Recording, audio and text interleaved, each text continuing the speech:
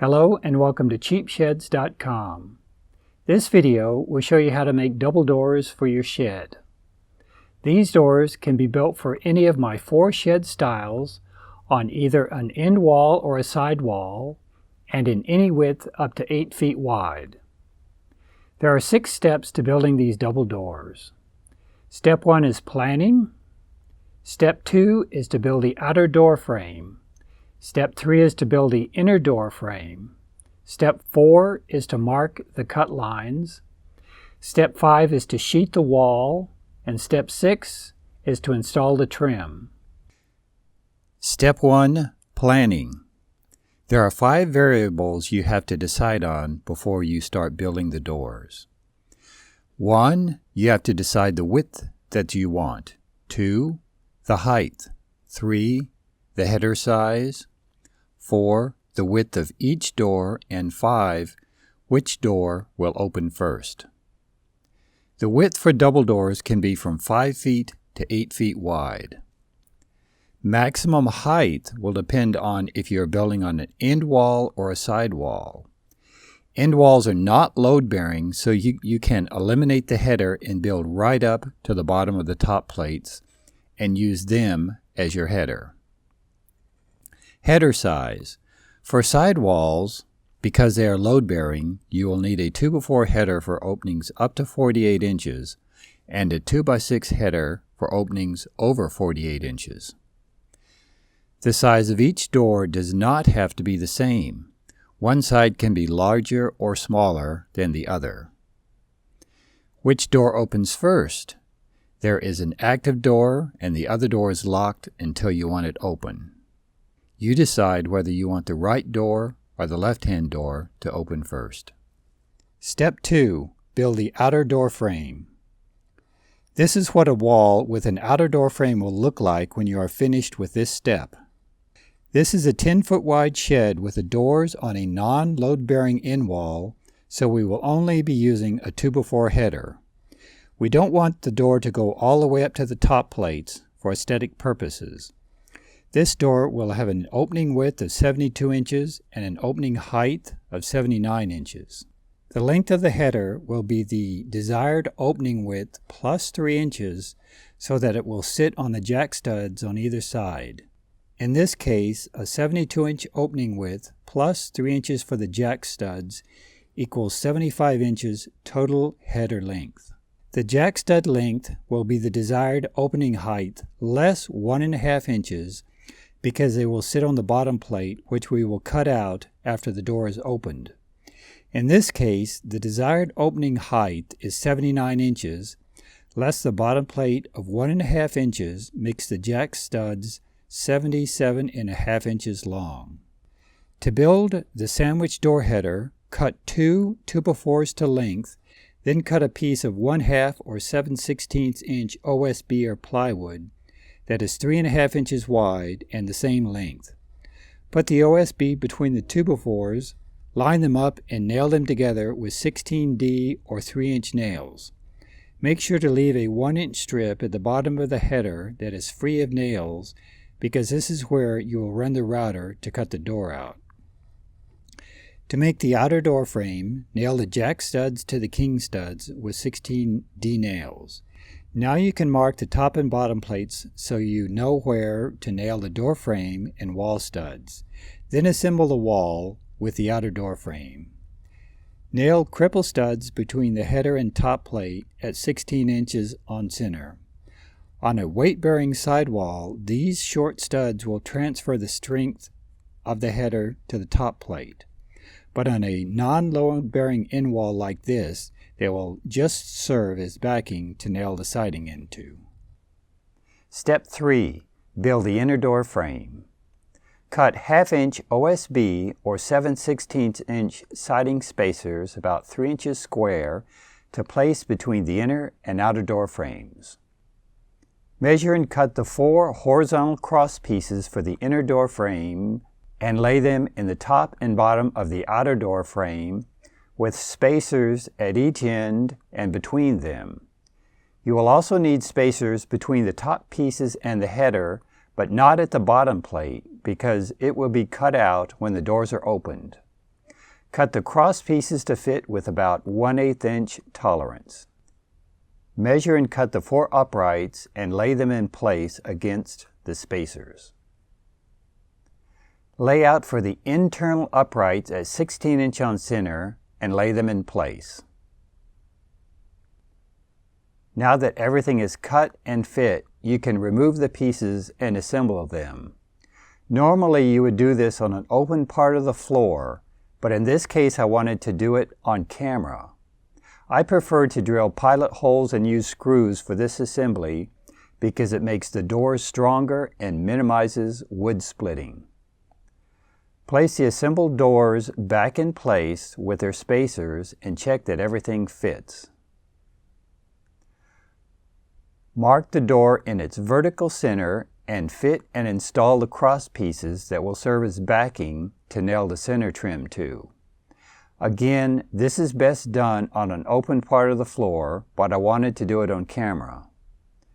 Now, place the assembled door back in place with their spacers and check that everything fits. Step 4. Mark the cut lines. Mark the cut lines and transfer them to the siding as you are installing the siding. There are 3 vertical cut lines, 1 horizontal cut line at the top of the door, and 2 horizontal nail lines to identify the underlying 2x4s for the center and bottom trim cross pieces. 3 vertical cut lines. There will be a vertical cut line at the outside of each door and 1 in the center. The outside cut lines go in different places depending on which type of hinge you will be using. If you are using 3 individual strap hinges, the cut line will go 1/2 inch in on the outer door frame. This cut line needs to be offset, otherwise the door will not overlap the outer door frame and you will have a gap here. If you are using a single piano hinge, then the cut line can go in the middle of the space between the inner and outer door frames. There will be a gap here, but the hinge will cover it. Plus, the hinge is not wide enough to make the span if you offset this cut line. It needs to be centered so that the bolts can go into the 2x4s on either side.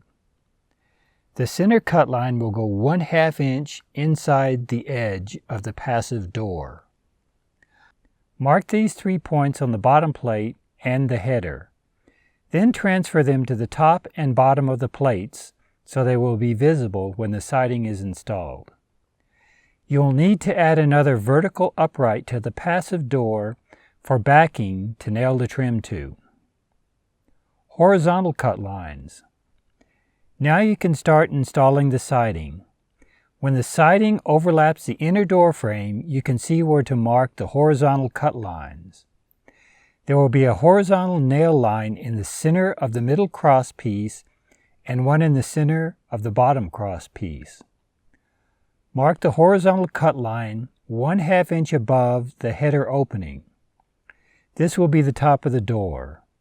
You will notice the mark at 1 inch, which is a nail-free strip I mentioned when you were building the header. The horizontal lines are easy because they are visible on the siding. You just need to transfer the measurement to another point on the wall and snap a chalk line. The vertical lines are harder because the lower mark is buried under the lip on the bottom of the siding, and you will need to transfer it to the top of the siding using your square. Once the siding is installed, locate your mark and snap a chalk line for all 6 lines.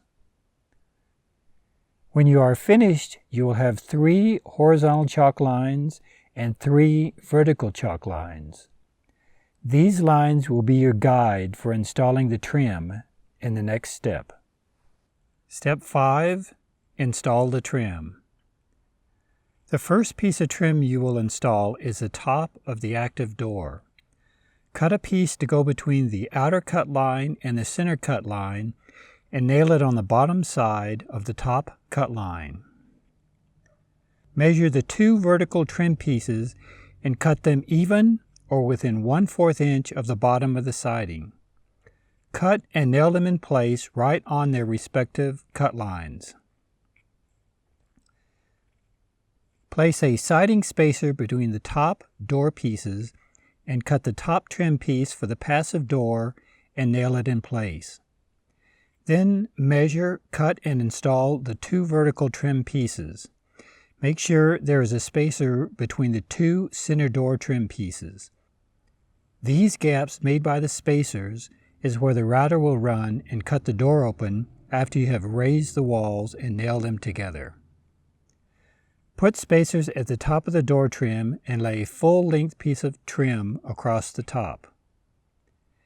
The outside vertical trim pieces will touch the bottom of the top trim piece with the spacer in place. Measure and cut them, then nail them in place with a spacer between them and the other vertical trim pieces.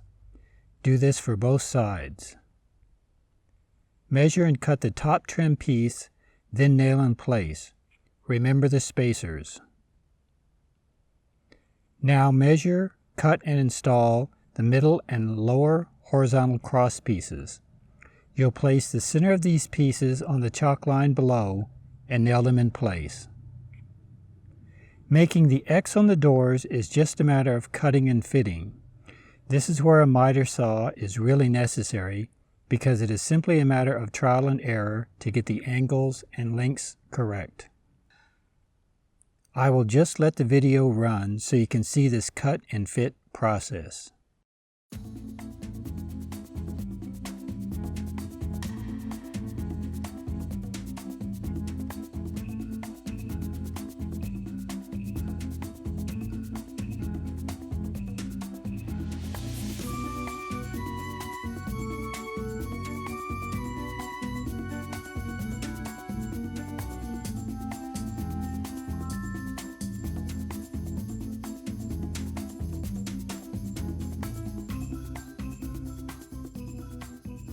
Thanks for watching this video on how to make double doors for your shed.